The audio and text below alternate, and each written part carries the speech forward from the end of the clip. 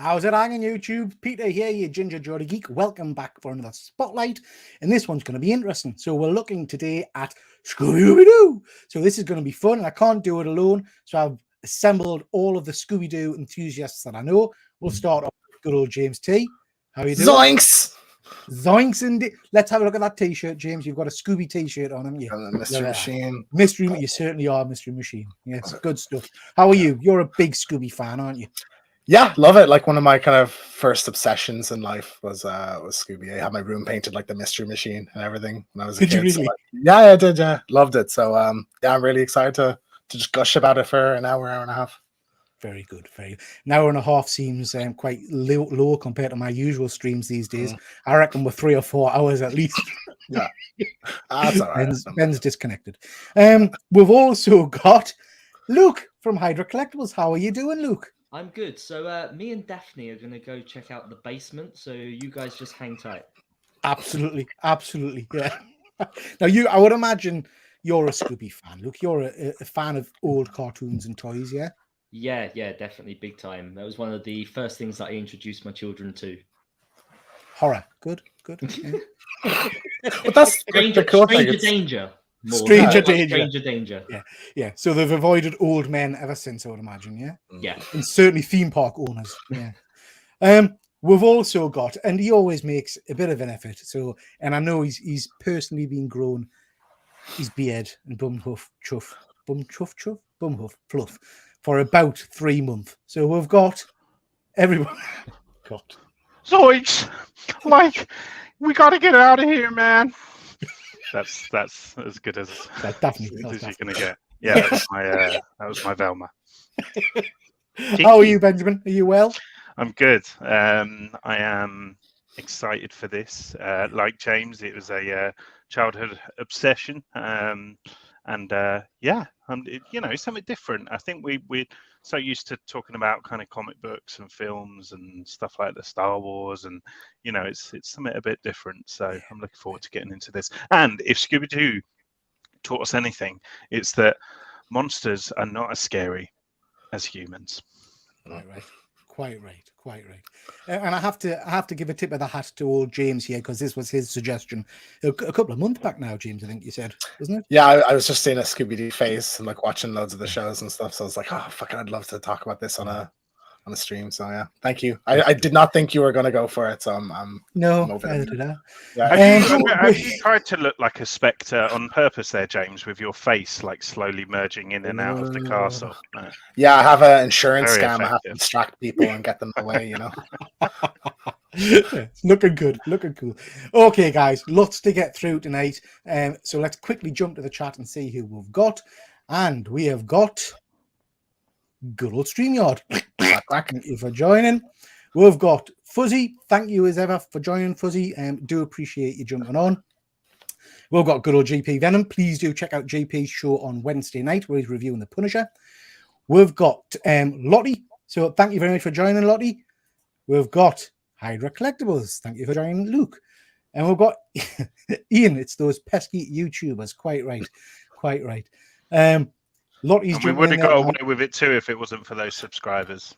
Yeah, well, I haven't got many of them, so yeah. We've got Lottie saying, my favourite is Scooby Doo, Where's My Mummy? I'm not sure I've seen that one. That one might come up later on. We'll see. We've also got Jack. Thank you very much for joining, Jack. And we've got Martin from Sonic's Comics. Thank you for joining, Martin. Let's see if we've got anybody else. Luke's definitely the sort of guy who goes down to his basement. Yeah. We've also got the Grey Man. Thank you very much for joining, bud. Okay, guys, I think that's everybody. Apologies to anybody I've missed. Ben, I think everybody's extremely impressed with your facial growth. Cheers, dude. It's getting worse. Yeah, that was Scrappy Doo, was it? Was that Scrappy? Yeah. Look at him. Puppy power. Oh my life. I would do it, but my baby's like asleep next door. Yeah. I would give you the proper, Okay, chaps. So let's talk Scooby Doo. We've got quite a bit to get through. So as ever, we've got some slides to go through, just to give a little bit of background, a bit of history. So we'll start off as ever with. Sorry, Grey Man's just saying that his name sounds a bit like a Scooby villain. It does indeed, mate. It does indeed. So we'll start off with a little bit of background history from Scooby. So original series started off in 1969. I cannot believe it's been around that long. I mean, Crazy. it's a crazy kind of time span, that. And it's the first series was Scooby Doo, Where Are You? And we'll talk a little bit about the different shows and things later on. And one of the key things to mention is that it's still going strong. And again, we'll talk about some of the more recent shows and that Velma show a little bit later. But it's still a franchise that is massively popular. All kinds of merchandise attached to it, cartoons, movies, and all that kind of stuff. So we'll touch on that as we go through. And it obviously centers around these main characters. So, going to come to you all. James, we'll start with you. Out of this gang, who's your favourite and why? I mean, like, Scooby and Shaggy are the core, I think, of this franchise. You can't really take one of them without the other. So, like, for me, it's them. But I think whenever it's a project that's not involving the entire gang solving mysteries, it's just not really for me. Like, in the 80s, they did a lot of stuff where it was just Scooby and Shaggy with, like, Scrappy and stuff. So, like, it's just not for me. So I think the whole gang is important. Also, I've said this before, but I think this is like the genesis of the slasher genre tropes, because you have Fred is the jock, Daphne's the pretty girl, Shaggy is like the stoner / comic relief, and Velma's the nerd. And those are like the archetypes of horror movie victims, which this would have been before slasher. So like, yeah, Scooby Doo. If it wasn't for Scooby Doo, we probably wouldn't have like Friday the 13th or Halloween or any of them. That's very that's an interesting theory. I like that. I like that. Yeah, very cool. Slightly distracted by Fuzzy there, making us giggle as usual. Do apologize, Ben. Cheeky bastard. And Graham Hansen in 1969, the same year as him. Gray, that's you look remarkable for your age, mate. Well done. Congratulations. Does he? Right, a lot of it's him, isn't it? Luke, we'll come to you next. Who's your favourite?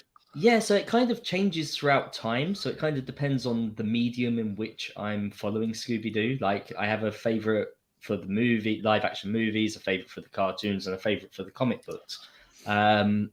So yeah, I mean, I'm right there with James. You know, Scooby and Shaggy are kind of like the main characters, but I did always quite like Velma. You know, all the stars lead to Velma. Okay. I mean, I've got something to show later on that might change your mind with that. But yeah, very good. Ben, I reckon, I mean, I look at you, Ben, I think you're a cravat rocking kind of guy. So I'm thinking you're a Fred man. Oh, fuck Fred. Fred's like everything I hate about, like, you know, school. I would have been bullied by Fred. No, I mean, look, it's the comic relief. It's the stoner. Like, they are my people.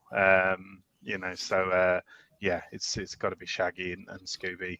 I think I'm always drawn to the kind of comic relief within any kind of franchising group. So yeah, cliche, but it's got to be those boys. Yeah. I don't think Fred's anybody's favourite, really, is he? He always seems to be kind of... I love Fred. I like him in the live action movies. Fred in the live action movies. Oh, yeah. He's my very funny. Fred Jr. I mean, again, we'll touch on that later on, but I have an awful lot of love for all of them, I have to say, in those live action movies. I guess with Fred, when they started to make a parody of the fact that he was the jock, you know, and that then became the joke that he was the airhead, you know, within the group. And that's when he started to become funny. So Ian's made a comment there about reckoning there's someone grieving the Scooby snacks and all the rest of it. And you have both mentioned the stoner kind of character. I mean, it's pretty clear even back then that that's what they were going for. I'm kind of surprised there wasn't an objection to it in some way. Or, well, I don't think it's, you know... No, it was like camp characters back in the day. People were, you know, there was like, you know,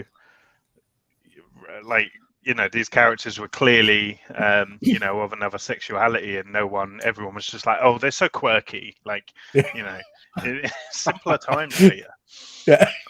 It's probably worth noting as well, the reason why we all love Shaggy and Scooby so much is how relatable they are. You know, they're scared of everything and they love eating food. You know, that's two things that a child can relate to. Yeah. I mean, we're going to touch on this Velma show later on, Graham, man. I tried to watch an episode before this, and yeah, I know James has watched it. It's an interesting take. Now, Scrappy Doo. Scrappy Doo was one of my favorite. I mean, when I used to watch Scooby Doo, it was around this kind of era, this time, Yeah, late the 80s. kind of Scooby and Scrappy show. But he seems to have become a bit of a character of a bit of, I don't know. People aren't particularly fans of him. I love him. So, where do you guys stand on Scrappy Doo? We'll come to you first, Ben, this time. Yeah, like it's hilarious, right? He's the embodiment of small man syndrome, and you know the comedy that it lends to putting him next to his uncle that's scared of everything, and Scrappy kind of wants a pop at everything and everyone. It makes for some of the funniest stuff, I think. So yeah, I love Scrappy Doo, and I absolutely love you know how they kind of turned the character on its head in the film in the end, and yeah, just great, I think. Yeah. How about you, Luke? Yeah, I hated his introduction to the original cartoon. Took a really long time for that character to kind of grow on me and get into the swing of things. I just thought it was very out of place when he was first entered. But like Ben said, I love his appearance in that live action movie. That really did win me over. Yeah. James, you remind me a little bit of Scrappy Doo in some ways. So Let me at him. Let me at him. Joe, I love him. Like you know, he's a core part of the series as the rest of them are. I think more so, like he wasn't really an addition; he was a substitute. Like he was in it instead of Fred and Velma. And like Daphne was only in 13 Ghosts with them. Like there is no other than the movie, I think, project where they're all in it together. So I think that's more so what people have an issue with on Scrappy rather than his like attitude or anything. I didn't realize that. That's interesting. I'm loving this from Fuzzy. I don't know how true this is, but I'm loving this. You read a fan theory that Fred and Shaggy were draft dodgers, and the entire series is their road trip to Canada to avoid the Vietnam War. Well, you say that, but it is. People do say like an apocalyptic world because all these old buildings are all abandoned, and it's all like the friendly or would-be friendly like janitors and everyone else who are creating these monsters and stuff. So there's this whole theory that it's all taking place in a derelict world. Yeah, and we'll get to Scooby Apocalypse a little bit later on, perhaps, because that's a similar kind of theme, I guess. Okay, good stuff. I was thinking sidekicks to Scooby Doo and the team, and I can't really think of many. But James, you sent these are the hex, right? Yes. Yeah, I'm a hex girl, and I'm going. So I know nothing about these. So James, tell us who. So they were. I believe they're only in like 2 or 3 of the kind of direct-to-DVD movies, but they were introduced in the Witches' Ghosts. So they're the Hex Girls. They're like a band that play in like I don't know if it's actually Salem or it's like a Salem-esque town that there's supposedly a witch hunting things. But they're fantastic. Like I was young, I loved the songs that they sung in it. Like the kind of vampire witchiness of them, the spookiness was really cool as well. And like they're kind of a red herring. It's like, are they the ones that are the villains actually, and they're not? And like it's I think my love of goth women also probably stems from these characters as well. Yeah. So is she meant to be a vampire in the middle? They're like props, they're fake teeth and stuff. It's just that kind of stage persona that they put on. Right. But they're really cool characters anyway, and really good songs. Very cool. Ben, are you familiar with these 3? Yeah, like I'm kind of like I'm getting a core memory sort of slightly unlocked just by seeing them. But as James said, I think it's only a few films that they're in, and there's 14 films straight to DVD. Probably more than that at this stage. Do you know what I mean? Like, so yeah. I don't think I've seen these 3 in anything. So, but I'm with James. Goth Girls rule. Yeah. Okay. But probably one of the main things that I think most of us probably like about Scooby-Doo is the massive amount of kind of horror creatures, people in masks and costumes and things, and all the different ghosts and goblins and all that kind of jazz that have appeared in the shows over the years. Now, put you on the spot because there's a few on screen. Have you got any favorites that jump out, or any that kind of leap to mind as soon as you start thinking about Scooby-Doo monsters? We'll come to you first, Luke. The deep sea diver guy. You see him in the opening credits of like every episode, and that one just always captivated me. And I remember waiting for that episode to actually come on because I was just so intrigued by it. Yeah, and he features in the Scooby Doo second movie as well, I think, doesn't he? Yeah. Yeah, it's very cool. How about you, James? Yeah, Captain Cutler's Ghost is a great one of the most iconic ones. I love the design of the Phantom.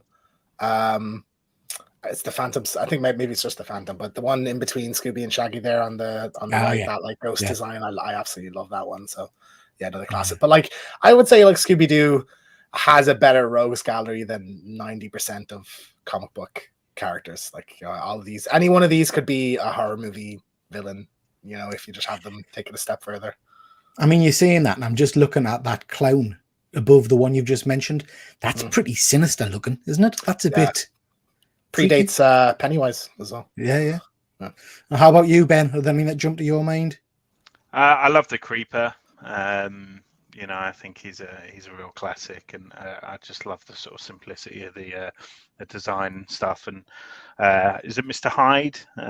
Yeah, on the far right hat on. Yeah, just they're all great. Yeah, in such a varied lot as well, aren't they? So they are, and I think, you know, just reflecting on the time this came out, the artistic nature of some of the creatures and the monsters are absolutely brilliant. I mean, really, really vivid imagery. I think I love them. So Scooby, as we said, has been around for a long, long time, and it's crossed into all kinds of different iterations. So we've had numerous cartoons, we've had CGI, we've had animated movies, we've had live action movies, computer games, toys, figures, and everything. And it really has kind of embedded itself in, I think, pop culture. So much so that, you know, it's continuing on these days in this, and we'll talk about this a little bit later on, which has been a little bit kind of divisive, shall we say. And I noticed just today there was some stuff from the director or the writer of this who's come out and said he's kind of responded to some of the criticism, which is quite interesting. So it's still there. Scooby is still there. He's still going strong, and he's represented pretty much at every convention you go to. So here are a couple of cosplayers that I've spotted on Tinternet. And I don't know about you guys, but I've seen a lot of cosplayers as Scooby Doo as I go around different conventions and things like that. I particularly like those guys dressed as the Scooby Apocalypse lot. They are awesome. Very cool. Yeah, that's very cool. And Ben, you yourself have dabbled, shall we say, in the old cosplay from time to time, haven't you? Yeah, so this was a while back. So I roped my wife and my mate into I mean, your wife, me. Grace, looks really happy to be involved. Both reluctant. She sort of seems to think that every character's face needs to be a Wednesday Addams, because I made her dress up as Wednesday once, and now that's her. I'm sure that's just not reflecting her mood at the time. She's nailed it. But yeah, this was great fun to do, actually. And I just like, you know, because Shaggy, look at me, I look like I've eaten Shaggy. So it was like really fun to kind of find my mate who kind of resembles him physically a lot more, and I sort of sourced him some proper nice cord brown flares and the t-shirt and stuff. So yeah, it was a fun day. This it does look phenomenal, I have to say. You look absolutely superb. There's something about cosplaying as a group that just like I've only done it a few times, and it's so much more fun. It gives you a little bit more confidence, doesn't it? I mean, I know we went to HorrorCon together and I cosplayed for the first time, and I wouldn't have done that if I was going to a convention by myself. It was only because I was kind of surrounded by other nutcases. Okay, right. Bit of a trigger warning here, and all I can say is it reminds us a bit of the Ring movie, in that once you've seen it, you kind of unsee it and you feel kind of death approaching. So please do take this as a warning. I mean, shit, Ben, what?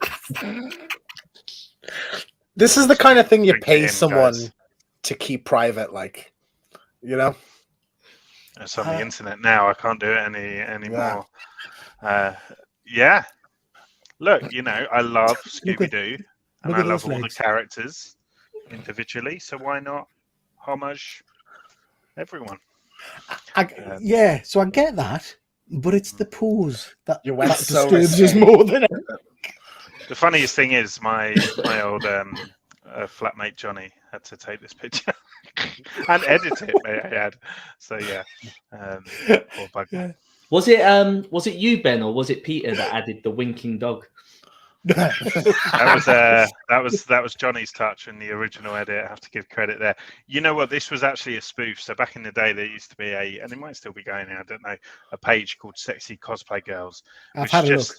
Try to find fucking it. sounds awful, right? Like a product of its time, maybe. But so we wanted to kind of point fun a little bit at that. So we created "Sexy Cosplay Lads." And this was one of the first photo shoots, the first and only photo shoot, I think, of Sexy Cosplay Lads. Surprised! I'm surprised. Yeah, so there it is. Yeah. You're welcome. There. I'm just going to leave that on screen as I go to the chat, and welcome your wife. If you look closely, you can see my left ball sack. The funniest thing is, Grace actually had this as her timeline banner. Before we were even together, she had this as her timeline banner for like a couple of months. And I mean, I'm going to probably cause a bit of friction in the Crampton household here, because Ben, if you hadn't sent this to us, your wife sent it today to us. Just she did say, she said, "Oh, I was going to stitch you up, but turns out you stitched yourself up, which is weird." Yourself. So yeah, great stuff. We've got shame. Jack here. Thank you very much for joining us, Jack. Nice to see him. He's complimenting Ben on his costume. I hope the one you're wearing tonight and not that one on screen. Shaggy that on the screen. Again, complimenting you on your costume. I mean, Lottie's 12 years old. You should see that. I mean, that's, should be showing people in the playground. Like, look at the stage. My eyes. Sorry, I'm covering your face, Ben. Let's get you back. Ian Carter, my eyes, yeah. Grey Man, I mean, that's it. Yeah. And Andy has just joined. We're just in time. Jack's not sleeping tonight. I'm not sure why. Yeah, I think you've impressed everybody, Ben, with your. I missed the trick here, though, right? Because the glasses are on. I should have dropped the glasses. Where am I? Yeah, I was thinking that a second ago. Yeah. If you left them on the bed, it'll have your hand. I have to redo it now. Trust me, right? This was. If I recreated this now, it would not look this good. I'll tell you that for free. Yeah. Fuzzy thinks he might have spent a night with you, Ben. That's nice. That's pleasant. I knew him from somewhere. Grey Man, can't see it. Oh, you can see your jinkies. Yeah. The chat's on fire right now, guys. It is. Really, I think you've broke the internet, Ben. I think you've broke the internet. See, more I'm just rattling through these. That's what the people want. Yeah, this is your next channel endeavor, Ben. Just you in strange costumes, kind of. Yeah, and Lottie thinks this is going to be a nightmare fuel, so that's nice.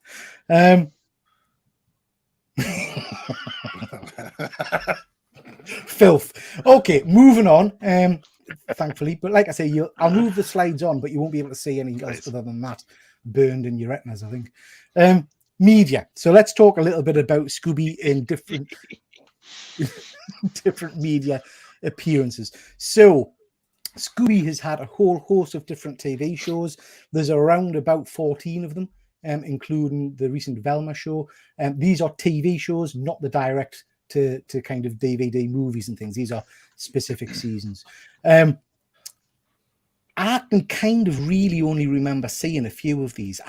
I seem to remember watching the 2010 show and thinking that was really quite cool. It was quite kind of like an updated, upbeat version. Don't remember Be Cool Scooby Doo at all. What's New Scooby Doo? Definitely remember, and the Scrappy Doo ones I remember. How about you guys? We'll start with you, James. Are any of these kind of jumping out at you? Yeah, I mean, like, can't beat the original one, but like since then, Mystery Incorporated is the 2010 one is the one that people kind of praise as like the best thing they've done with Scooby Doo since that original show. Kind of delves a bit deeper into the characters. It's more of a overarching story, but still a bit of Monster of the Week stuff in it. But yeah, that's a really great one. And What's New Scooby Doo? Really good modernization, I think, of that classic formula. Really good theme song as well. I quite like. Modern kind of designs and really nice animation too. So yeah, those are the kind of the two that stand out to me. I mean, you make a good point there, James. I haven't got a slide really on the theme tunes, but Scooby-Doo's had some cracking tunes, to be honest. And it's a bit like, I know I've talked previously about when music kicks in, but when you hear that music kicking in the Scooby-Doo, it's just, it's you feel it, don't you? Yeah, absolutely. Ben, jump to you. And what about yourself? Are any of these jump out as favourites? Yeah, I mean, the obvious is obviously Scooby Doo, Where Are You? That was just on loop and played in Saturday morning, reruns and stuff like that. Scooby Doo and Scrappy Doo, I remember a lot of that stuff as well. I've recently watched some of the Scooby Doo Guess Who, and I've really been enjoying that. But a pup named Scooby Doo weirdly hits me in the nostalgia, like that kind of baby period of like thing, they had like the babyfication of the Flintstones and Tiny Toons like, and like all of that stuff. I remember it well. Because we had Muppet Babies around that time as well, didn't we? And all that kind of stuff. So, did Rugrats come out around then, and that's what kind of maybe kicked it off? Don't know. I'm trying to remember that one. I don't know if I've seen that. I can't remember it. I might have to go back. It's a beloved one, actually. There was a kid who was called. What was he called? I can't remember what the play on word it was, but he was always the. They always framed him as the one who was going to be it. I can't remember what the terminology is, but the terminology is his name. And every episode, is it Red Herring? Red Herring, yeah. Every episode. Every episode. But then there's an episode where it actually is him, like a few 20 episodes in or something. It then turns out to be him. Yeah, that's clever. Wow. Good stuff. What about yourself, Luke? He's dying. Yeah, so I'm gonna have to do some binge watching, I think, because I didn't know that half of these even existed. Scooby Doo, Where Are You? Obviously the classic. I remember the Scooby Doo and Scrappy Doo, but I can see there's two of them there, and I have no idea which one of them I watched. The What's New Scooby Doo rings a bell, but I didn't watch it nearly as much. And then as for the others, they completely passed me by.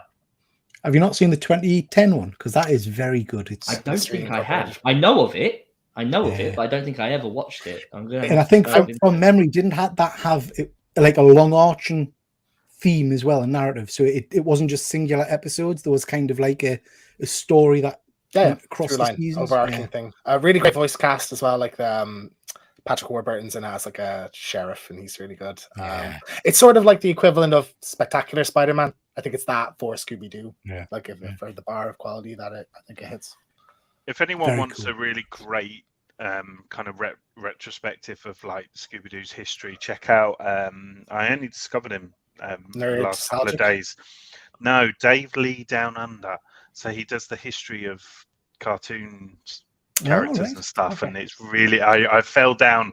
I kind of was revising for this, and then I fell down a massive rabbit hole, and now I know the fucking backstory of Popeye, Flintstones, Jetsons.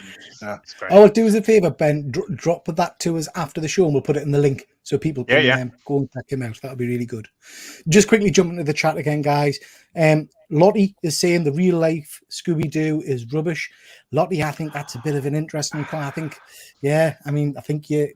how do we tell a 12-year-old her age group, like if she's watching that, I can see her point. Like if she's coming at that, and I guess what I would say is it depends which version she's watched, because the first two live action movies are superb, and then there's two follow-ups, isn't there?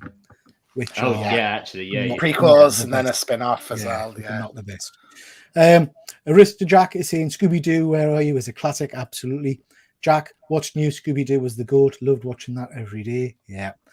It's lovely how much nostalgia these shows bring, isn't it? Casey Kasem was the voice of Shaggy for ages. He's a famous DJ from the States. Oh, I didn't know that, Ian. That's interesting. Well, Frank Welker, who voiced Fred in the original show, is still voicing him now. Really?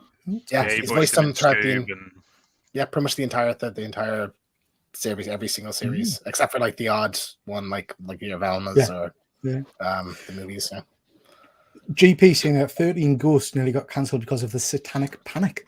Craigie, again, didn't know that. Interesting. Fuzzy, they changed the original theme tune because it wasn't child friendly enough, was deemed too scary. I can't picture that in my head, Fuzz. I can't remember. All of the theme tunes have kind of blended into one for me, if you know what I mean. So I'd have to go back and have a listen to that one. That's interesting. Lottie, what's new Scooby Doo? We're coming after you. We're going to nearly burst into song there. Yeah. Pad Bear, thank you for joining. Love Scooby Doo, Where Are You? But Mystery Inc. is my fave. Yeah, I think that's probably going to be a lot of people's favorite. Love the Batman Robin crossover. We'll come to that in a bit, Lottie. But yeah, that's a good one. The Batman Scooby Doo comics are awesome. Yep, absolutely. I've got a few of those to show later on. Arista Jack, I remember watching Scooby Doo meets Batman and Robin. Lots of fun. Yeah, there's been a couple of different versions of that because the original one was kind of like the 66 version of Batman and Robin. And Yeah, it's things. Adam West's Yeah. Super Friends one. Yeah, the Super Friends version. So yeah, some great stuff there. Okay, moving on, chaps, to the movies. So we've got 2 live animated ones, Scooby Doo and Scooby Doo 2, which I've got a lot of love for, and I kind of want to get your take on them in a bit. We've then got Scooby Doo: The Mystery Begins and Scooby Doo: Curse of the Lake Monster. Now, I've seen both of them, and I can't remember being particularly excited about them. I've not seen Daphne and Velma at all. So we'll come to you first, Ben. Any of these jump out at you, or have you got fond memories of any of them? Yeah, I mean, the obvious is Scooby Doo and Scooby Doo 2, right? Like, I think age-wise, when did Scooby Doo come out? 2002. 2002. So I'm like, what? Trying to do some maths here. Like Younger. 13. Like 13 years old around then. It's kind of Empire. No, it's kind of a Phantom Menace sort of era, isn't it? Right. So it's like all of the sort of silly goofiness, kind of, cheesiness was just. I didn't see it from a cynical point of view, so I absolutely loved it. And then obviously, as I've got older, I've kind of started to see how much of a love note it is to the original, the source material, and then that then makes me love it even more. And then you kind of start to see little like James Gunn isms in there as well, like, because this was obviously sort of written by him. And like I really like these 2 films are like 2 of the films that I just cannot wait to like show my daughter when she's old enough. It'll be one of those ones that like, watch this shit, whether you like it or not. Daddy's putting some films on. It's time to go to school. It's really interesting, because I Scooby Doo 2 was on maybe a month or so ago, just as I was flicking channels, and I would argue that the special effects and stuff, yes, they're not perfect, but it still looks good. I think it's still, to be honest, like it's when it does practical. Like the some of the shots in the films are suits and stuff like that, like look absolutely fantastic, and they've just kind of heightened it slightly by giving it a glow or whatever like that. Those shots are amazing, but yeah, some of the CG hasn't aged well, so I can see how someone like Lottie is looking at it and just kind of not thinking it's aged well. Lottie's clarified there. Actually, she means the 2 after. I would agree with you. We can all universally agree they are rubbish.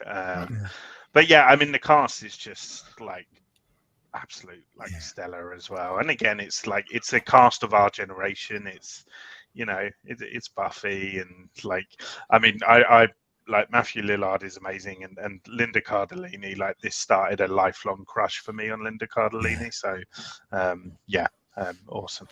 Jack's just saying there, I'd completely forgot Rowan Atkinson was in the first one, wasn't he? Yeah. Superb. Indeed. And we're going to talk about those 2 movies in particular in a little bit. Luke, have you seen the second 2, the follow-ups, The Mystery Begins and The Lake Monster? I haven't seen any of the ones after Scooby-Doo 1 and 2, I guess, in live action. Just everything that Ben said as well. Like, these movies are superb. Like, I actually have shown my daughter this. I let my daughter watch this when she was 4. She's 7 now, and she still asks to put it on every time. Like, she loves this movie. And it's just great fun. One thing that I do find interesting, though, we were just talking about the cartoons, and now we're talking about the TV shows. The movies. Have you noticed that in the movies, whether animated or live action, it's always real monsters, but in the TV show, it was always someone dressed up? Well, the trend actually started in the animated stuff with the Zombie Island and things, and even in I think it was Scooby Doo the movies, the series that they started doing like hour-long episodes rather than half-hour episodes, and they started to introduce like fantasy, But like, I think that's been the problem with Scooby Doo in the series, where they've kind of had this tug of war of like, shall we do it as guys in masks, or shall we do it as actual, like, and they kind of go back and forth. But it's an interesting one. It is, and it's I think it works very well in Scooby Doo 2 in particular. I love the monster element within that movie. James, Daphne and Velma, is that a one you've seen? Nope. No. I went the I first didn't two. even know. I didn't even know. Yeah, what no, was. it was. I think it might be made for TV or a direct to DVD one or something. But yeah, it's. I've seen clips of it and it just doesn't look very good. And you know, like I said, it's when the whole gang is together. I think is when Scooby Doo really is at its strength. But two live action ones, like I was 7 and 9 when those came out, so those were my do obsession at that point. And yeah, like Ben said, perfectly cast, really great love letter. I like that it's a continuation, it's not like a reboot. Like that opening scene in the first movie is just a Scooby-Doo episode basically, where like Daphne's being captured, but then it turns it on its head a bit. Like it's very the way Daphne's like, I'm always the damsel in distress, and then like starts martial arts and stuff. And like it acknowledges a lot of the tropes of Scooby-Doo. But the second one I adore because it is like so many Easter eggs. Like every, you know, it was cool being 9 going, oh, that's the monster from that episode, and that's the Captain Cutler's ghost and the creeper. And yeah, it was really brilliant one. I also love that Fred on the motorcycle with the jousting with the Black Knight ghost. Like that was the coolest thing I'd ever seen in the cinema when I was 9. So yeah, I enjoyed that. So yeah, great. Another one. James Gunn has a lot of pull at Warner Brothers, so you never know. I would love another one with this cast, because I think as you know, you've all said, and Ben said it at the start there, this cast for me, every single one of them hits the right note. I love them all. I think Freddie Prinze Jr. said about 2 weeks ago that he'll not do it. Yeah, James. Well, a lot of them say that, don't they? Until they see the check, I suppose. Yeah, very true. But I just loved every single one of them, and I'm a massive Sarah Michelle Gellar fan. So seeing her in this was just superb. Yeah. Funny how they were originally like supposed to be adult movies. Like Shaggy was going to be that way. It wasn't going to be a kids movie at all. Yeah. And they kind of changed it later on. And then the original cut of the first one got an R rating because there was so much cleavage in it. It's that right? The horniest film. It's the horniest film you'll ever see. Like, yeah. I mean, you're saying that, but I have to say, in the second one, I think it's the second one, Velma in a red PVC. Remember that scene? That's an interesting scene as well. It's there's a cosplay idea for you, Ben. I just wanted to mention about the special effects, because I think some of the monster effects and the special effects in the second one in particular are quite scary for younger people going to see the movie. But again, I would argue that they still stand up these days. What do you guys think of the special effects? Luke, you're a special effect guy. What did you think of this movie? Yeah, so obviously there's a big difference between practical effects and CGI. I would always lean towards the practical effects as a favor. But no, I think it really holds up. And like I say, my daughter has watched both of these movies repeatedly for the last 2 to 3 years. And she didn't find them scary. She really enjoys them. Yeah. Ben, is this? I mean, your daughter's probably too young to have watched these yet, but you said that these are something that you're going to hopefully watch with her in the future. Oh, 100%. Yeah. I'm going to up Luke and put it on for her when she's free. I love the this screenshot in particular. This the kind of like the way that he growls and stuff has like an electrical techno kind of like tone to it, and I reckon everything Electro did got from this scene. Yeah. No, it is. It's a stunning movies. I'd love to see a third one. I really would. And Ben, you actually got to meet one of the stars. I did, yeah. So this is me and Matthew, and like honestly, like you know, they say never meet your heroes, and sometimes that's true. Sometimes these guys are just clearly just there to cash a check. But Matthew came out and greeted us all in the line. He was running up and down, high-fiving us all, like saying, like, you know, just kind of giving us all a bit of a pep talk before we had our moment with him. And just really engaging. And, you know, I sort of explained to him the idea because I wanted to kind of cross, obviously, his character in Scream along with his character in Scooby Doo. So I sort of had this idea to have him unmask me in it, and it came out really nicely. So, yeah, very special moment. Looks very cool. But you'll have met him before, did you, on set? Yeah. Because, you know, you are. So yeah. Couldn't resist it. Sorry, that is one of my favorite creatures. I think from Scooby Doo too. I think it's an absolutely stunning. That's a prime design. example of like when they did the practical effects in that film. Like that's kind of like a half mask, half animatronic sort of system, and it just it just looks so fun and cool. And it's kind of like a really like they kind of took some liberties with the zombie design. But I think it's come out really well. Yeah, I think that's what sticks out Also to me screw about about that second movie is the variety and the different creatures that are actually on screen, because you've got the tar monster as well, haven't you? And there's just such a wide, there's so much joy to kind of get from it. I think The it's Cotton Candy Club. Yeah. That's great. There's been it's me. There's been lots of fan casting of Scooby Doo over the years. And this was one I spotted of all the Friends cast kind of. If you were to recast a movie now, is there anybody in particular that jumps out for any of the parts in particular? Is there anybody that you think, yeah, they would make a great Shaggy or a great Scooby or whatever? We'll come to you first, James. Give me time to think. There's been a couple of people I'm like, oh, he'd make a good Fred or something, but none that really jumped to my mind. I think like a Ryan Gosling, if you're going a bit older, would be funny as Fred. Right. Yeah. Pretty good one, But yeah, I don't know. I'm so attached to that live action cast. Like, I think they really nailed it that time. Like, if we get another live action version, I would kind of like to see the same people back. I do find it kind of baffling because Warner Brothers owns Scooby Doo and Warner Brothers owns the CW, that they've never taken a crack at because they love their kind of teen drama mystery shows like your Riverdales and Supernaturals and stuff. But baffles me they never did in like a teen focused Scooby Doo show. Yeah, I mean that's a really good point. That's a really good point. Before I come to you, Luke, Ian say, I mean, why not? He's in everything. The Rock is Fred. That would be interesting. Yeah. I don't want The Rock in anything now. Nothing at all. Yeah, nothing at all. I'm done. Yeah. How about you, Luke? Is there anybody that you think would be perfectly cast for? I'll be totally honest with you. I've never even thought about it, not once. Like James said, they hit the nail on the head with that casting in those two movies. It's perfection. I really don't see. We're always going to compare, aren't we? It's anyone new that they bring in. I mean, I'd love to be surprised. Yeah, Fred Daniel Radcliffe. Interesting. No. Scooby, Rock, Shaggy, Chris Evans. Well, Chris Evans would be a good Fred. We don't cast Daniel Radcliffe in anything. What about you, Ben? Is there anybody that would jump out at you? Look, I'm the same as James and Luke.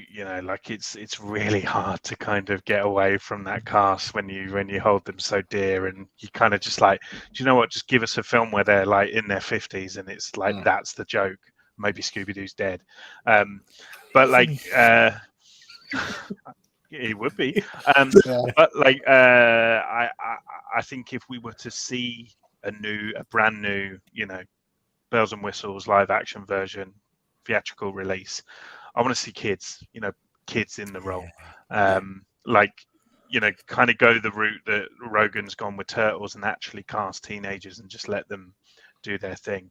I would like to sort of give a shout out to Will Forte though as Shaggy. I think when that got announced, a lot of people were rubbed up the wrong way, especially because Lillard did so many performances kind of in animations and stuff like that. They were like, well, why not just cast Matthew Lillard? But I actually think he did an okay good job in Scoob in the end. So but I want to see real teenagers in the role. I think unknowns, Yeah, super bad it. Cool. Ian Carter suggesting Snoop Dogg as Shaggy. Yeah, that would be interesting. And Pad Bear's saying that picture of Scrappy Doo does resemble The Rock. Yeah, I don't think you're wrong, mate. Okay, so as we mentioned, there have been absolutely tons of movies and animated versions. There's been Scoob and all the rest of them. There's been absolutely tons of them. And James, you've put a few up to mention. Yeah, so this kind of kicked off the kind of made for TV, the idea of like Scooby Doo movies, 90-minute long kind of ones. So these are from the 80s. So there's kind of three. These are Scooby, Shaggy, and Scrappy movies. And yeah, these were like supernatural based. Like Roasted Werewolf is about like Frankenstein and Dracula. all the monsters having like a race. Like they have like a yearly car race, you know. I've seen that one. So Shaggy's turning into a werewolf. So that's a really fun one. Ghoul School, I think Shaggy like applies as a teacher somewhere, and it's for the son of like Dracula and all that. And then Boo Brothers, like kind of I think they were capitalizing on Casper's popularity at the time. Yeah. So yeah, and then I mean, this is like the best Scooby Doo thing I think ever made, and this is what kind of introduced me to the franchise of Scooby Doo on Zombie Island, the first made to video one. It's still the animation is unreal. Like the zombies just look so good. Like Really? yeah, it's still fantastic. Like a really great soundtrack as well. There's the song "Terror Time," which is just I love. It's amazing. Yeah, and like the kind of concept of it's like it's similar to the live action movie where they've broken up and they all come back together for this kind of mystery. And it's like this time the monsters are real. But it's got a lot going on, and it's yeah, like the first thing I'd ever seen of Scooby Doo, and I absolutely adored it. And then that kind of kicked off a chain of kind of Scooby Doo direct to DVD movies. Zombie Island and these three are all from the same studio. They came out about a year apart from each other, and they're like widely beloved. It's like some of the best Scooby Doo stuff. Witch's Ghost has like Tim Curry in it. That's where the Hex Girls is introduced. Alien Invaders, another great soundtrack, and then Cyber Chase was a really popular one where they get like sucked into a video game. All right. And there's a lot of kind of references to the original show as well. So yeah, like just fantastic run of these in particular. I think the quality kind of dipped. Like you had Legend of the Vampire next. That one's pretty good. And then I remember even like I was 10 maybe around that time, and the next one that came out I watched and I was like, oh, I don't like this one, and the next one I didn't like that one, and it kind of dipped from there. But like this run of 4 movies is incredible. Well, you've sold us on Zombie Island. I'll have to go back and have a look at that. Ben, are there any of these that jump out at you? Because we've got Scoob there, we've got the Batman one. There's a fair few good movies. Yeah, I mean, obviously, I was just mentioning Scoob, and I actually really enjoyed that. Like, I'm a massive, probably on par fan of Wacky Races. Yeah, I love Wacky So, Races. like, to have Dastardly feature like so heavily in the Scoob film, that was pretty fantastic for me, and Captain Caveman and all that stuff. Yeah. So, yeah, I love that. I mean, you know, for me, there's like some wet dream crossovers of like Wrestlers, Batman, Kiss. Like it's like all my favorite things like tend to cross over with Scooby Doo at some point, which you love to see. I actually really enjoyed the recent 13 Ghosts revisit one. I can't remember what it's called. Yeah. It's kind of like a spiritual sequel to 13 Ghosts, and they brought back the young kid that everyone got annoyed with at the time. He's now like older in it, and they kind of did this whole thing where the end, you kind of don't know if things are real or if things are, you know. Yeah, because they're still trying to keep the whole monsters aren't actually real. They never like fully close it or open it or something like that. Zombie Island. I love that. There's a Zombie Island, like Return to Zombie Island, and it does the exact same thing where it's like, oh, there wasn't really zombies. We were just imagining that. And I'm like, oh, no. You know? Yeah. Well, to be fair, I think Velma's the only one who says that, and they're all like, sure, that sort of thing. But no, I you know, there's just so many, isn't there? But I think the crossovers are always fun, and shout out to Scoob. Yeah, very cool. Luke, have you seen many of these? I've seen a good handful of them, but a long time ago. You know, it probably was when James and Ben were watching these the first time round that I was seeing them as well. Yeah. I sat and watched a lot of these with my younger cousins. You know, there's a good like 10 years between me and James. So it's but yeah, I absolutely loved Zombie Island. As for Scoob, I don't remember much about it, but I remember being quite disappointed after watching it. I might have to revisit it and give it another it's look. interesting because we're the opposite. So we went into my son Thomas is a massive fan of those original 2 movies. And this felt like a bit of a backward step. We wanted to see that kind of original movie back and all the rest of it.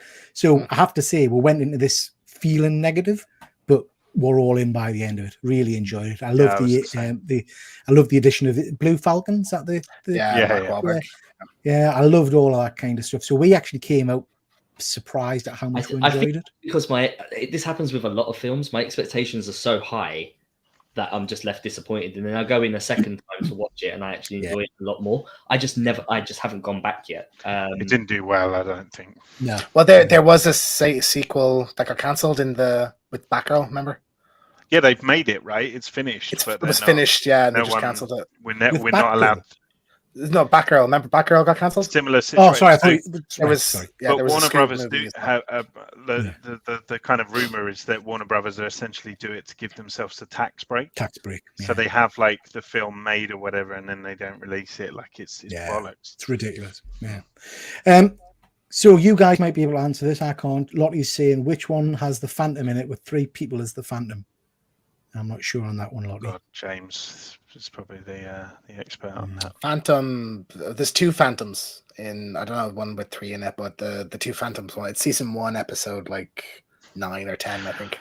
Mate, if you've got that on, if you've got that bob on, that is impressive. No, it is. It's around there because I'd only literally just watched Where Are You through like a month ago, like the entire thing. So I'm gonna have to. I think I'm gonna have to jump into this Zombie Island and see what that's like. amazing. I would give Witch's Ghost you like as well. I think you should watch them 2 back to back. I don't want to talk about this too much, but James, you've seen this, and this has got a lot of people riled. Anybody else watched it yet? This was awful. I watched 1 episode and I just turned it off. I'm not watching it anymore. So I guess, James, I want to come to you in that one of the things that's been in the the Facebook and internet and all that kind of jazz the last few days is that people have challenged the writer director of this and said that it's actually damaged Scooby Doo in some way. Is it that bad? Has it damaged the franchise?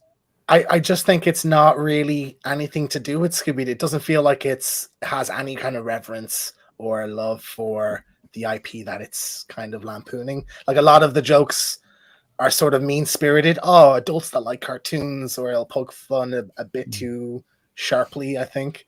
Like it feels like Mindy Kaling didn't want to make a Scooby Doo show. She wanted to do like a Riverdale parody and was forced to attach it to Scooby Doo because the characters are not really anything alike. I do think it's not as bad as like there's a lot of kind of cultural or social awareness jokes in, and I think that riled a lot of people up. Like it's not as bad as I think everyone's saying. It's pretty bad, but it's not like the worst thing I've ever seen. Like I watched the whole thing through. I think there is a few kind of homage moments that do kind of work that I did enjoy, and I was curious with the mystery where it was going to go. So like there's some okay stuff in it, but it's just it's not. Is there a season 2 planned? Yeah, there is. Yeah, this is the problem because people were hate watching it, right? People were watching it so that they could say how much they hated it, and in turn, what they've actually done is made them look at the numbers and go, "Oh shit, this is great!" Like, and now we're going to greenlight the season 2. It's such a shame because I think there is a market, like a big market, for an adult-focused, a more mature Scooby-Doo show, and just this didn't. It's a shame that this is what we got. I mean, I will get round to watching it. I think just purely to see if it's as bad as people say. Ben, is this on your radar? Are you going to watch this? Like I always like one of my pet hates is when people are like, "Oh, I hate it," and they've never watched it, right? Yeah. But this is probably the closest I've come to like watching a trailer and that being enough for me to say I'm not going to watch this. But to be honest, it's more accessibility for me. It's not on my streaming stick, that I use. It's not on Netflix. So if I could access it easily, then I probably would, give it a go. But I have watched a number of kind of clips, and the thing is, like, anyone who's moaning about like race swaps and stuff like that, you're an idiot, like, because that's fine. I think what people have a lot of people have issues with is when you kind of recontextualize a character and their relationships with each other and things like that. Like, keep that the same, and then you can make as many kind of adult jokes or adult kind of visuals as you want, as long as the core is the same. And the core is the group, is their individual characterizations and their relationships with each other. That is what makes Scooby-Doo so great, and that's what people love about Scooby-Doo. And if you change that, then you've screwed it. Yeah, I think you're absolutely bang on, Ben. And I think for me, I mean, you know me, the race swaps and things like that didn't factor at all. But what I'd heard from various people was it's almost a show with a disdain for Scooby Doo and the characters. Yes, it's And attacking the fan base. Yeah, that's And what it's I. alienating the target audience as well, Yeah. which is like never good. It's like when like there's like wrestlers that have like come out and like had a go at like kayfabe, and you're like you're attacking the people, your fans. Like, what are you doing? Like, yeah. Just jumping into the chat here because Fuzzy's making a good point. It's too satirical. I don't think it was nearly as bad as people got on about. The same thing happened with Masters. Absolutely, Fuzzy. That Masters, I know me and Luke have talked about this before. That Masters show by Kevin Smith was ripped apart. But it was a fantastic show. You know, I don't know what I loved it. people want, but yeah, you look at that, toxic right? fandom. The characters are still the same characters, and the relationships are all still the same. So everything else doesn't matter, really. Yeah, absolutely. GP saying season 2 will be totally different. Yeah, potentially, mate. Lottie, love this. I'm surprised I haven't made an adult version Scooby Doo horror movie. I'd be all in for that, like a real, 15, 18 plus. Yeah, that'll be very cool. But people to say it's damaged their love of Scooby Doo says more about them than the show. Yeah. And Highland G, it's not any worse than the standalone GN. What's a GN? Don't know. That have been coming out, taking key big comic characters and completely changing them and written by people who have no care for the characters or history. Yeah, that's always the danger, isn't it?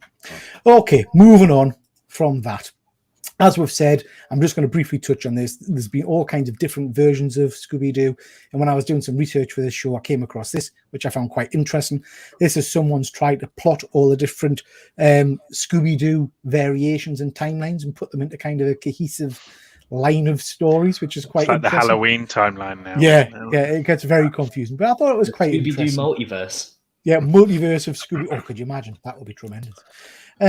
Scooby-Doo is also crossed over, as we mentioned earlier, into all kinds of different franchises.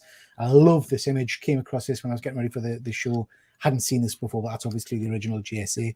And I like the idea of Scooby-Doo appearing in different things. Highland G's just mentioned, graphic novels. Yeah, got you, mate. Got you now. We will all give back our geek cards. Yeah. So, James, there was one in particular crossover you wanted to mention. This is like one of my favorite Scooby-Doo things ever. This is an episode. It's I think season 8 like 11 or 12 of Supernatural. But they did a Scooby-Doo episode where Sam and Dean get sucked into the TV and they're in an episode. It actually takes place during the Phantom episode, so there's like some of the characters from that are in it. So they literally, and like Dean's like, "Oh, we're in season 1 episode, whatever." But it's just really, really fun, and like, some really good humor in it. Like Dean's kind of trying to bang Daphne, which is like hilarious. And there's Velma likes Sam, and there's like things like that. And Daphne just loves Fred. It's even if you've never watched Supernatural, he wants to be Daphne's boyfriend and girlfriend. Man, I wish. Even if you've never watched Supernatural, if you like Scooby-Doo, give this a watch, because you don't really need to know anything about the show. Like, I jumped in having not watched the other episodes of the season, and I'm like, they're just two demon hunters get sucked into an episode. I love it when TV shows do shit like this. So, I mean, I'm a massive Buffy and Angel fan. Loved the Buffy Once More with Feeling episode where it was all singing. But Angel, have you seen the episode where Angel gets turned into a Muppet? Yes. No. I love Phenomenal. So David, I can't remember his name, Boreanaz. Literally gets turned into a Muppet version of himself and is a Muppet for the entire episode. It is hilarious. So I love it when they do shit like this. It's very, very cool. I haven't seen this one. I might have to go back and give it a watch. It's only 40 minutes. It's fantastic. Like, very cool, Ian. Very cool. Ian met them. Okay. Luca, Ben, you guys seen this episode? No. I've never seen one episode of Supernatural, but if I'm going to watch one episode, it might be this one. Yeah. To be fair, like this is a pretty ballsy thing to do. So like, it makes me go, oh, because I kind of just looked at Supernatural. I just thought it was a thing for teenage girls, but clearly James loves it. I do. But this seems like a very brave concept, and it makes me think, oh, actually, maybe I should have a look at this series. So maybe I will, or maybe I won't. I'm hedging on won't. Just watch this one. You think anyway? And I love these. I mean, I love these. There's been a few of these kind of come up recently. These different interpretations. Now, Don't James, show the Terrifier one. Oh, I've got the Terrifier one. Don't show it. I love that. I love that one. Yeah. I did love that one. I thought that I haven't seen the scene that's from, but Ben, so it's got no real, Oh, no it's real- on. It's on something. It's on Paramount Plus. They're Is both it? on it. Oh, I might watch Yeah. that. My I wanna watch favorite that. though is this one. Actually, I just think that is tremendous. Shaggy's face. So, yeah, I really like these. I think these are very, very cool. Computer games. I don't think I've ever played a Scooby Doo computer game. Ben, you?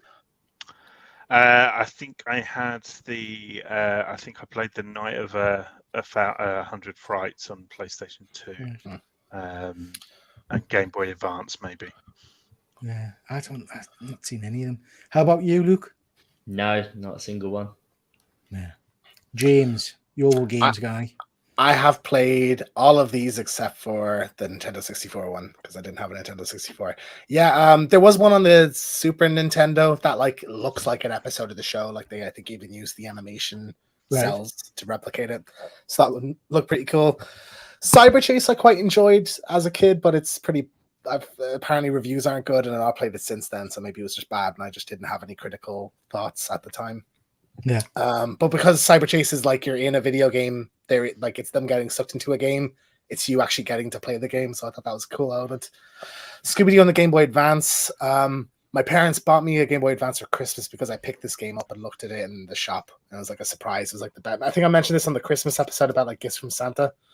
But that one's kind of like you're just walking around kind of solving mysteries in the hotel. The second one I didn't play. And then Night of 100 Fights, platformer. Mystery Mayhem, sort of like a Luigi's Mansion style thing. You have a book and you're going around capturing ghosts in it. Like so, that one's probably my favorite one. Because I didn't play Luigi's Mansion at the time. And then Unmasked is like you're putting on different costumes to like sneak past enemies. I think was one of the elements of it anyway. But yeah, there's some really cool ones, but like I don't think any of them have really captured the. Like some of them have like laugh tracks and some of them have like the same music and stuff, but like. We've not gotten that definitive Scooby Doo game, and like I think we're kind of well overdue for one now. It's been since the PS2 since we got a Scooby Doo game, Interesting. Yeah, Highland J's just saying there they should do a Scooby Apocalypse animated show, and he's mentioned below and a game as well. We're going to talk about that briefly in a second, mate. Yeah, I can't remember ever playing a Scooby Doo game, but it's not something I would not want to do. If a decent one It can't be as boring as Last of Us. Do you know what I mean? Like it can't. Yeah. Couldn't be chewing that shit. Try and set out my face. There is actually a video game called Until Dawn that's like very Scooby Doo-esque with like supernatural stuff and like there's an unmasking and I got Scooby Doo vibes like that. So like something like that, but use the characters, be good. Benjamin, you're up. Can I hand over control to you? Or do you want me to do the most? You have control. Look, this is like an impossible task, right? Like, talk about Scooby Doo merchandise. Like, I could never narrow it down completely to what everyone is interested or has seen. So this is just kind of what came to my mind anyway when we looked at the Scooby-Doo merchandise. So, one of the big sort of things to come out recently is this Playmobil range. I don't know if anyone's got this. I'm really interested in actually picking up some of this, like, because I've seen some of the Ghostbusters Playmobil, and it's absolutely fantastic, and it's made me go, man, I'd love to kind of, I might fall down that rabbit hole. I might dive down it at some point. Luke, have you got any of this? I don't. I have some of the Ghostbusters and I have some of the Back to the Future. Because especially Back to the Future, I just don't think they're ever going to make that stuff again. Yeah. But yeah, I didn't even know these existed. So you bringing this up, I'm very intrigued. Yeah, mystery bags and everything, good, doesn't it? That mystery I think the vehicles are the way to go. Like, but also it's kind of weird for you and James, like, because your kids are either old or don't exist yet. So yeah, leave the Playmobil to me and Luke maybe, because you'll look strange going into the shop. You won't look as strange going for Lego maybe. So he says. So yeah, obviously Lego have this is a sort of fairly recent range. Correct me if I'm wrong. I'm not sure if there's been. I'm sure there must have been ranges before this.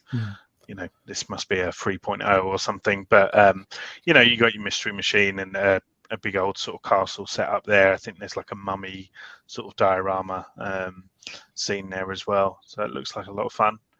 And a plane. Yeah, why not? Sarah and Doug saying about Lego here. So yeah, moving in on these are look at the little beard on that. Yeah. Living Dead dolls. Living Dead dolls. Thank you. Yeah.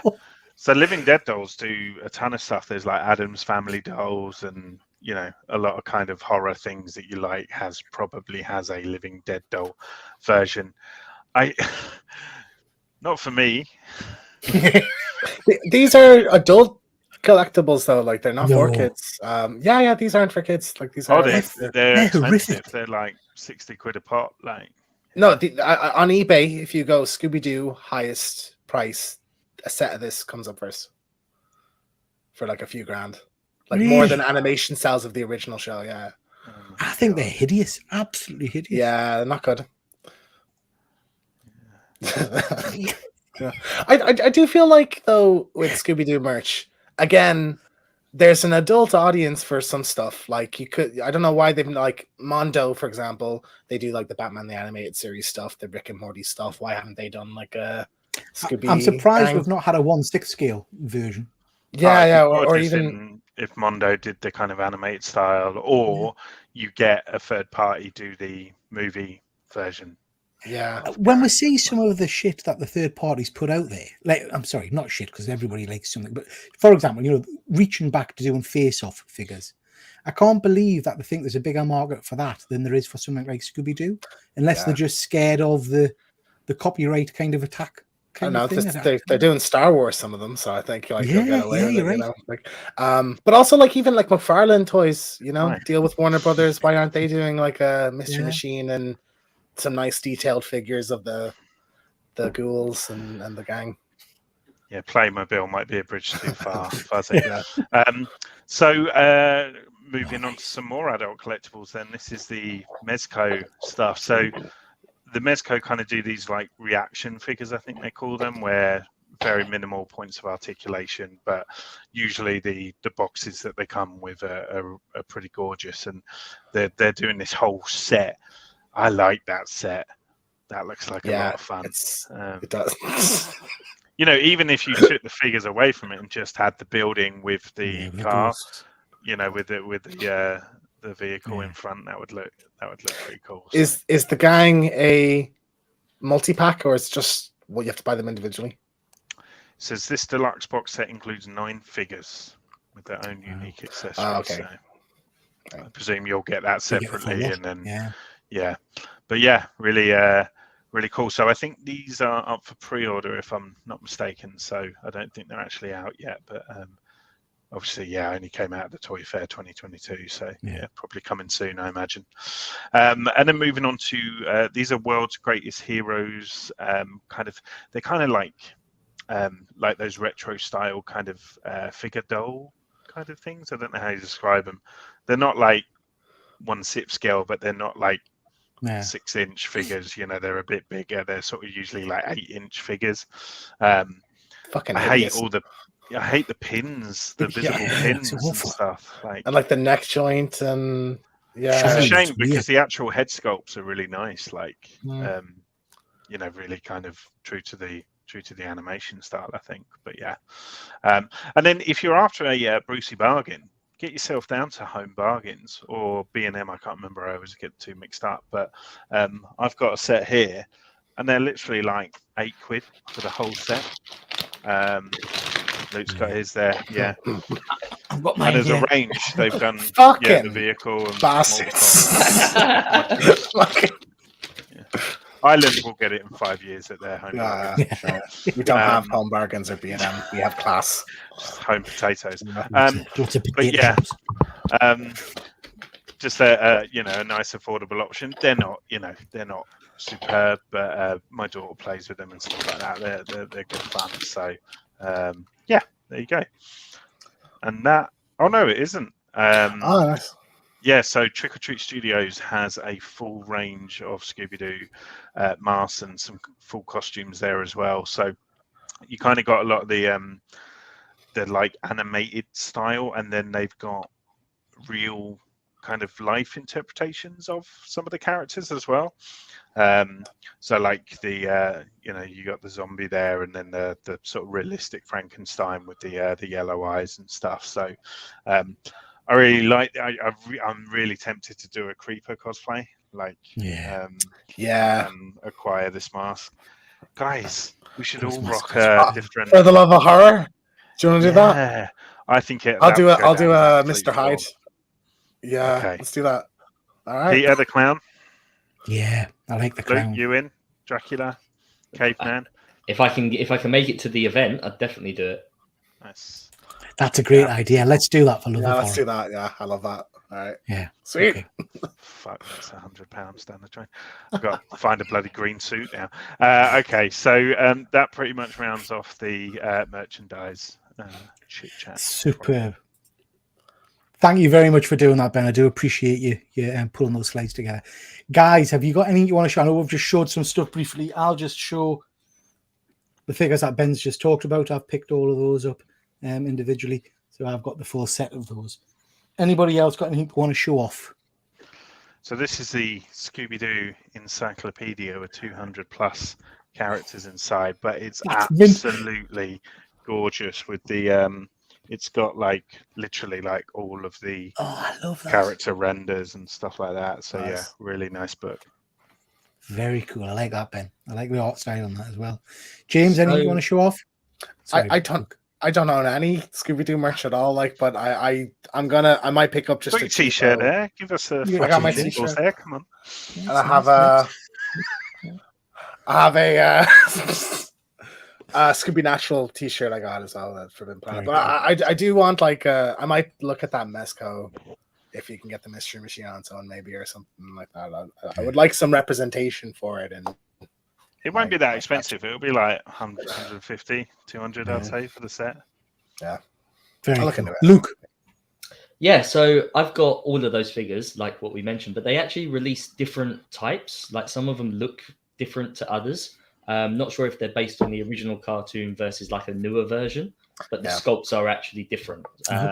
It's probably the eyes, isn't it? Like the kind of the whole eyes. the whole facial features are just completely, some of them are not good. Different. Some of them aren't good at all. But the Fred's chin's like... The monsters are fantastic. And what I've actually done is I've managed to purchase an old-fashioned style doll's house that I'm going to paint all up to make it look almost like an eerie Addams Family style house. And then I'm going to insert all these figures into it with the van outside, and that's going to be my display for this setup. Cool. But I also have 2 comic books. I can't afford the first appearance of Scooby Doo. I would love to own that first original copy. But I do have the first time. The first appearance? I'll show you in a second. I do have the first time he came into Marvel. So Very this cool. is Scooby Doo issue 1 for Marvel Comics. I didn't realize he'd done a Marvel series. Yeah, released in 1977. So still an old copy, but just not the true first appearance. And then I've got the first appearance of Scrappy Doo. Oh, nice. It's a lot more That's recent. A gorgeous cover that. Yeah, I like that. I had to import this over from Amsterdam in order to get this. I had to pay £8 in fees just to get it here. I suppose it didn't say Scooby Doo. Very cool, Luke. Very cool. I have to say, Ben, I'm just kind of thinking, mulling over all the different things you've showed with it. If I was to buy anything, I think it would be that Playmobil Mystery Machine. I think you know what? It's not that expensive either. Right. It's a nice looking one, isn't it? Yeah, I like the aesthetic far more than because I can't bear Lego anymore since my Prime incident. But that looks really quite nice. Good quality, like cool. For yeah, absolutely. I would look into that. Okay, guys, we're going to briefly go over a couple of reads to recommend, which as we normally do. So just a few things to touch on. But Ben, you mentioned first ever appearance of Scooby Doo. It's in one of the Gold Key comics, Hanna-Barbera Scooby Doo. 50 quid. Oh, it's not bad. I can get one of them. I get one tonight. So we've got Hanna-Barbera Scooby Doo issue number 1. Nice. What a night for a night. That's the first ever printed appearance of the I character. Shaggy really- looks worse for wear there, though, doesn't he? I really want this book, but it's about like the cheapest I've seen it is £1,000, and average is my about £2. God. I know, no, it's like €600-700. I've Right, seen guys. 1.8. Yeah, I The ones I that I bid was, on one of these. the ones that I was dial watching back, that were that dial price back. all sold. No. CGC 7.0 is the most recent sale in a CGC. How much do you think? $3.5 £25. Talk to me. Luke? It's got to be around the £1,000 mark, if not higher. Like I honestly don't know about these sales. Like it depends who's out there looking 2,000. for it, right? Oh my £2,000. gosh. Yeah. Now, I, Ben, you're saying that. I think that's for a not character as terribly culturally bad. important as Ah. Scooby Doo. I don't Paper think that's should a lot of never money. be worth this much. I don't I had care a- if it's amazing fantasies. It's ridiculous. I Stop had it. I had a chance to own one of these, not in that good a condition, for 600, and I didn't take it, and I regretted it ever since. I bid on one last month, and I was £100 outbid. I mean, I've been looking at them over the course of the last few days, and I have to say I'm tempted, not a 7.0, but I'm tempted to go for a raw copy. I go for a 2.0, probably like a low one, just like to have Yeah. it. This is like a grail of mine now. Like I will get this at some point down the road, hopefully. Yes, Fuzzy, culturally important. Absolutely. This show is Yeah. culturally important. Exactly. wouldn't And have- now we have highlighted him. He's only going to go from strength to strength. Well, Isn't clearly he? there's a niche audience. Like this could be your most viewed video, Peter. Who knows? Because Good. You Could be. laugh. I think it could be.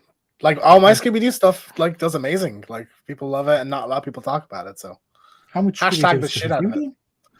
Have you I've done lots of Scooby- I've done lots of Scooby Doo stuff. If you don't Have watch you? them though, yeah, all my shorts. and all, Videos like, or shorts? so- bad shorts. friend. Shorts don't count. So Can't keep up with your bloody shorts, guys. Anyway, you know. so just to mention a few, like I say, when I was googling this Scooby Doo team up was a book I wasn't aware of, but I'm loving it. I'm going to go back and read some of these. Each issue he teams up with somebody different. So we've got Batmite there. We've got the Flintstones, Yogi. I love Yogi Bear. Should have done a show on Yogi Bear. Love Yogi Bear. So all kinds of different. Harder than the average bear. Yeah, boo boo. Yeah, so I love. How dare you, Fuzzy? Fuzzy's questioning how true that is. Wouldn't have the horror genre without it. Yeah. So yeah, I'm all in for this. We're gonna try that. Scooby Apocalypse. Excuse me. We've mentioned before, James. You got me onto that. Tell me a little bit about the premise for that comic. Yeah, it's like an alternate telling of the kind of origins of Mystery Inc. But it's basically there's sort of this like nano virus that like takes over the world, and the gang kind of forms together. Like Velma and Shaggy work for the company that caused the outbreak, and Daphne's like a TV host, and Fred's her cameraman, and they all kind of join together and fight in the apocalypse. It's really surprisingly good. Like I know it's a very outlandish concept, but it really nails like who the characters are, and I think it's again, it's a little bit more mature, really well written, really great dialogue, very sharp and funny. Strongly Beautiful art as well. Yeah, absolutely. So I mean, I've read the first few issues of this, and I'm loving it. So I am going to continue reading it. And Ben, have you read it? Have you? Yeah. I got on all of that Hanna-Barbera stuff. I can't remember what they called it, like Forever or something, where they had Wacky Raceland and the Flintstones, and I've really enjoyed all of the kind of reimaginings of everything. And I think if they're going to do a film now, like Scooby Apocalypse, like feels like it would just suit now, I feel like people would buy into that concept. So yeah, do it with the original cast, like with Matthew Lillard and everything. Yeah. Have you read it? They're old as shit now, man. Let it go. I read Scooby Apocalypse when it first came out. I don't remember much about it, but I remember enjoying it. and I read it as single issues that I think I've still got in my comic boxes somewhere. Yeah, it is very cool. It is very cool. It's worth a read if anyone's not read it. There are a whole host of other Scooby Doo stories out there. Scooby Doo, Where Are You? And this one, Scooby Doo Greatest Adventures, is fairly recent. I think it's worth picking up and having a bit of a read of, because it covers a whole host of different There's stories. always a Scooby Doo book in the kids' part, Yeah. you know, LCS. So there are a few reads to recommend. I don't know, guys, have you got any of the comics you want to recommend? Scooby Doo comics. I think there was a Harley Quinn crossover. I think that was a lot of fun right. when they did that. Yeah, very If I'm cool. not mistaken. But I think probably most people will go to the cartoons. So I think what I'm picking up from most of you is that Scooby Zombie Island is something that you would recommend. So I'm definitely going to jump on that. It's top tier Scooby Doo. Yeah. It's the best Scooby Doo thing like there is, I think, genuinely. So There's I think self-awareness to it as well, you know, like it's great. so. If we're going to recommend anything, guys, would you say that that's the one would encourage people to watch? 100%, yeah. Good stuff. And those original 2 movies, I would recommend people go back and rewatch those just for shits and giggles. Any others you would recommend, or is that enough? Do I think? Jeepers, It's the Creeper. Favorite episode. Okay, very cool. I probably have seen it. The problem with Scooby is it's a bit like, other things that have been on for so long that I've seen that many of them. I cannot really remember. Yeah, some of them blend together a bit, I think, yeah. Scooby Natural, I definitely recommend. Like, if you like Scooby Doo, you'll love that. And then, like, Witches, Ghosts, Cyber Chase, and Alien Invaders are all the ones that you had on. on. Yeah. Good stuff. Luke, any from you, or are you just going to pick up those ones we've mentioned? Just those same ones that we've mentioned. Yeah. Okay, guys, that's where we're end of the show. I've thoroughly enjoyed that. It's been very interesting. Thank you so much, James, for suggesting that. It's been a really interesting and different show. I do hope people have enjoyed it. Before we kind of round up, we'll just mention some of the stuff that's coming up on everybody's channels. So just to mention, our next spotlight, guys, I thought we'd do Star Wars. Now, I know we've talked an awful lot about Star Wars on various different shows and things like that, but I don't think we've ever really gone in depth about the action figures, the different merchandise. Because we'll be here for 5 hours. Well, exactly, yeah. The comic book series, the books that we're involved with. So we'll have to cherry pick. Anyway, so we'll have to cherry. But I'm keen to do. This will be best of the best. You timed that perfectly, Peter, because I'm like all in Star Wars at the moment. Like I'm in such a mood for it. So yeah, this will be. Well, we can talk about the different games and all that kind of stuff as well. So yeah, Ian Carter's got a. Maybe you guys should sing the theme tune at the end. No, Ben does stuff like that on his channel. So you need to monetize your channel, and then we'd be like, well, if you tip us, we'll do whatever you want us to do. So that's my next spotlight, guys. Just encourage you to go and have a watch of Saturday Night Live, which we did on Saturday just gone. That was an interesting show. I'm really enjoying doing those shows, so I'll probably be doing more of them where we'll just look at all the news and stuff from the last week or two. So please do go check that out. Next Monday, I've got my new show. This is where I'm going to be doing a bit of a deep dive with Efren, where he's going to show off a number of things in his collection, whether it be comics, toys, and some of his more interesting items. I'm hoping the waistcoat makes appearance. And also his Barbie doll. Yeah, he's Barbie doll. And also asking him some questions about what his favourite movies are and things like that. I've had quite a lot of interest in that show, so if anybody does want to take part, please do drop us a line, because I think it's going to be an interesting one. So I'm looking forward to doing that. James, we're still doing this one, Harry. I've got nothing else to show for you. You make more content, James, than you know. I do live shows sometimes, you know. We did a Mario review a couple of weeks ago, so tune into that. I was on the Adaptapals podcast last week as well, which I forgot to mention on a show, so I'll say it now. So that's on Spotify. We pitched a Last of Us multiplayer game, basically. Like everybody, Adaptapals is fun. It's like you take an IP and just like, how would you make a game out of this? And so we did multiplayer Last of Us. So that was a good time over with Jack and Dustin there. And then I'll be doing a Jedi Survivor spoiler show in a couple of weeks. I'll give everybody a chance to watch the cutscenes or play it, and we'll sit down and kind of discuss all the additions to Star Wars lore that it has. So that'll be a good time. Yeah, that'll be fun. Look forward to that. Ben. Yeah, so Well, I can't remember if it was last week. I had the return of It's Not That Bad, where I had Bucky Ringzell on to defend Fantastic Four, the 2015 version. So that was a lot of fun. A few sort of logistical issues trying to sort of set up guests and stuff. So I've kind of just decided that for the next two ones, I'm going to be doing by myself, and I kind of put a vote out there.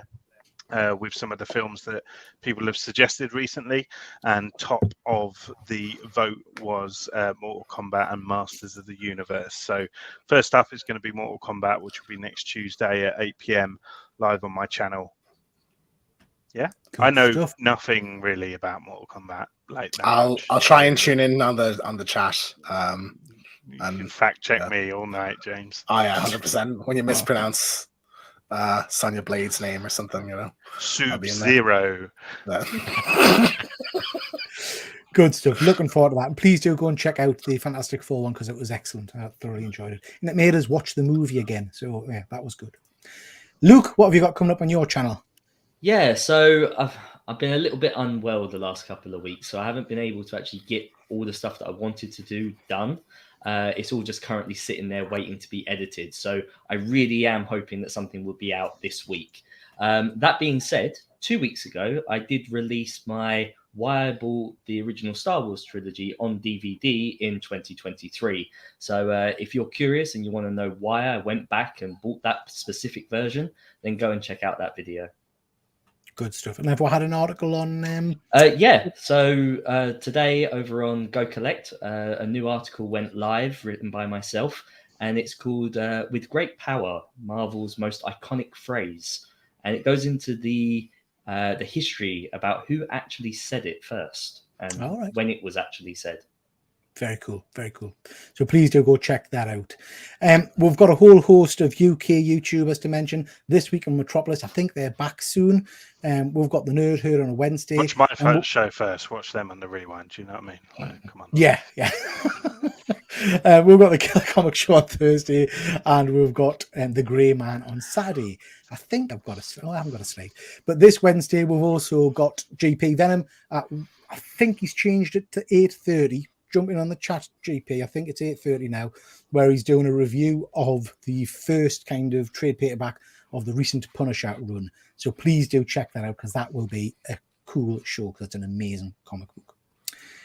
Okay, well, gentlemen, that's whack. Just quickly going to jump into the chat. Jack saying he can't wait for that. This may be a multi-parter. We're talking about the Star Wars Spotlight, guys. Fuzzy, as ever, is saying thanks for the entertainment and giving me something to think about again. Great job. Thank you, Fuzzy. Always appreciate you, mate. And GP, awesome show, guys. Thank you, GP. Appreciate that. Jack, love Masters of the Universe. Watch it quite often. Just watched it the other night from GP. Yeah, I mean, it's a superb movie. Well, it's a good movie. Is it a good He-Man movie? Not sure. It's not that bad, I think. Yeah. Thanks, Luke. Roscoe, nice to see you, bud. Hope you are well. And GP's confirming it's 8:30 for his show, so please do check that one out. Okay, guys. I mean, it's been requested. So should we end on a bit of Scooby Doo? You think? Scooby Doo. Where are you? Fucking atrocious. Work to do now. Shit.